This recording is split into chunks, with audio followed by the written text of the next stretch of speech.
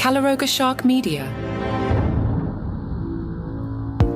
Hey there, I'm Johnny Mac with 5 good news stories. I'm laughing at this first story. Hey, why were you late for work? Well, boss, you gotta understand, the interstate was covered with mozzarella cheese. Firefighters were called in to an interstate in Pennsylvania. There was a crash, 3 tractor trailers. The result, mozzarella cheese being spilled across 200 yards. The Snowshoe Fire Company said on social media that there was a crash at mile marker 145 on I-80, leaving a debris field. I know that I-80 well. I've driven to Chicago and back many times. There's a good chance, I don't know the particular mile marker, but there's a good chance that I-80 at that point is 2 lanes. Anyway, eastbound I-80 closed at mile marker 145 because of 200 yards of mozzarella cheese. The firefighters arrived on scene and determined one of the trucks had been hauling boxes of mozzarella cheese, yes, and was split wide open with debris all over the roadway. They determined no hazmat response was needed, but all the cheese was heading to the landfill, as all the cheese had been deemed unsalvageable due to being unrefrigerated for hours, and I will personally editorialize, and being spread all over an interstate highway. Now, I am well aware of the tropes of 5 good news stories, all right? We've got the why were you late for work, the new world record, and good news, we found your animal, right? I get it, but they're fun stories, which is why I do them. The devil's always in the details. So good news, we found your emus. A pair of emus had escaped from their home in Minnesota. Tom said, someone left the gate open. He told CBS, I figured the way they can move, who knows where they'd end up. They were spotted near Rush Lake Road. The county sheriff's office said on social media, calling all emu owners. We did make calls to Liberty Mutual Insurance. This is not their emu. It also isn't Kevin from the popular movie Up. If you happen to know the owner of this emu, please have them reach out to dispatch to let us know. Tom contacted the sheriff's office. He said the sheriff called back and said, we know where the emus are. Someone else in the area that owns emus thought they were his. So he ran and captured them, brought them home, and he realized, wait a minute, these are not my emus. See, I told you, the devil's in the details. So that's why we're doing Why We're Late for Work. A 1,000-year-old sword has gone on display. It was found in a river. It dates back to around 1050 or 1150.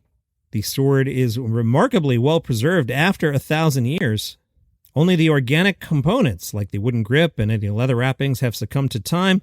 The sword is over 3 feet in length. It has a crossguard and a semicircular pommel. Basically, if you're imagining a medieval sword in your mind, that's what this looks like. Someone else described it as what a sword would look like if you asked a 9-year-old boy to draw a sword.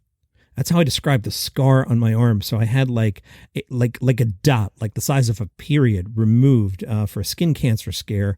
The scar that I have from that little tiny thing is like if you told a kid, draw a scar. It is tremendous. I was shocked. I mean, I'm glad that they got it out, but like, oh my goodness, I can't believe the size of the scar on my arm. Now, luckily, it's high up on my arm that, unless I'm walking around shirtless, you won't see it. But boy, it looks like if a kid drew a scar. The museum said in a statement, medieval swords were deeply personal possessions. They were either buried with their owner or, alternatively, deposited into water as part of a ritual. In that latter case, they were often exceptionally well preserved. This sword could be wielded with one hand. A cross was inlaid on one side of the blade near the crossguard, and another one composed of diamonds. Sounds like a cool sword. What if everything you've been taught about happiness is wrong? We chase careers, approval, more stuff, hoping it'll finally make us feel fulfilled, but it never sticks. What if happiness isn't out there, but already inside you, just waiting to be unlocked? Discover the book, The Happiness Experiment. Every person has a unique happiness type, and when you understand yours, everything shifts. You'll stop chasing and start creating joy on your own terms. Discover your happiness type with a free happiness type assessment. Go to myhappinesstype.com. That's myhappinesstype.com. It takes just a minute and it might change your life. Then grab your copy of The Happiness Experiment at Books A Million. This isn't just a book, it's a practical framework, a journey inward. It's a tool to help you reconnect with the happiness that's been waiting inside you all along. Pick up The Happiness Experiment and start your happiness experiment today. Congratulations to the 300 people who donned inflatable dinosaur costumes and took place in the annual T-Rex World Championship races. It's held annually since 2017. This year, the T-Rex World Championship races also featured an aerial event. 3 people in T-Rex costumes jumped out of a plane and parachuted down onto the field. Now, good news, if you weren't there, ESPN2 is going to air it sometime later this summer. A woman moved from New York to California. She found a place. It's just $500 a month. That's pretty good. Caitlin has a 1,200 square foot place. Oh, I forgot to mention, it's an underground bunker. Yes, a subterranean shelter, you know, the kind of thing they used to build to avoid the atomic bombs. Caitlin has a master bedroom with a bathroom, a fully equipped kitchen, a lounge area, 18 bunk beds, an extra bathroom, 2 additional toilets, and another shower. She proposed to the owners that she could live in and maintain the bunker and garden for just $500 a month.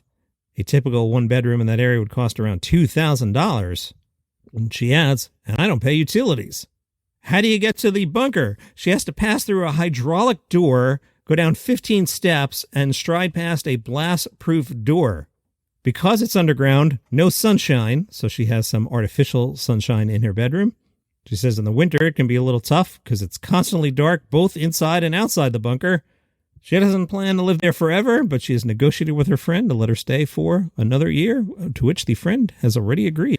And those are your 5 good news stories for today. If you'd like the program without commercial interruption or feed drops or other stuff, go to caloroga.com/plus, or if you're on Apple Podcasts, click that banner that says Uninterrupted Listening. You have an awesome day.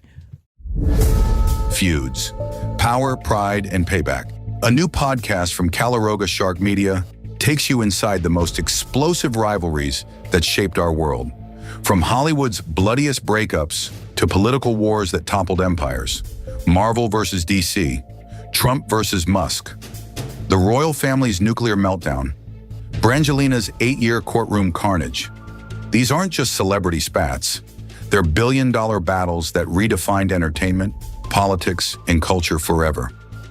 Host Marcus Reed reveals the secrets, betrayals, and revenge plots that turned allies into enemies and love into warfare.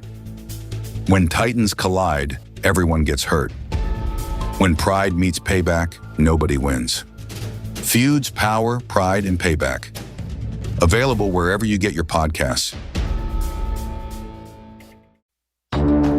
From Caloroga Shark Media comes Celebrity Trials, the explosive new podcast that exposes the truth behind America's most captivating cases. I'm Reed Carter, and I'll take you inside real-live daily trials and classic celebrity cases where fame, power, and justice collide. From Jeffrey Epstein's billion-dollar sex trafficking empire to the prep school killer who walked free, from family annihilators to celebrity plea deals. Discover the shocking verdicts, twisted evidence, and cultural forces that shape American justice. These aren't just crimes. They're cultural moments that reveal who we really are. Justice isn't always swift, but it's absolutely riveting. Celebrity Trials, available wherever you get your podcasts.